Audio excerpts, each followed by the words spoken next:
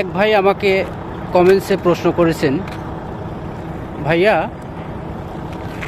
আমার হাতের আঙ্গুল 5টা, তবে একটি বেশি আছে, একটি আঙ্গুল ঝুলন্ত অবস্থা মানে সাইডে। তো ভাইয়া আমি কি মালয়েশিয়া যেতে পারবো?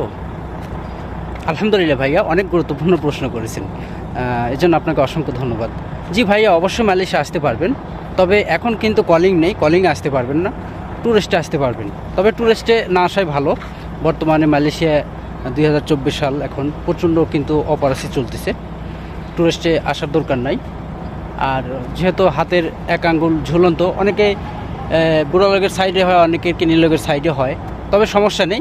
আপনার 2 হাতের যে 5-5-10 আঙ্গুলের ইমিউনিকেশনে ফিঙ্গার নেবে, আসতে পারবেন, সমস্যা নেই ভাইয়া। ওকে প্রিয় ভাইয়া, আশা করি আপনি যে কমেন্টস করেছেন রিপ্লাই পেয়ে গেছেন। ওকে প্রিয় দর্শক, আজকের মতো এ পর্যন্তই, বিদায় নিচ্ছি। আল্লাহ হাফিজ।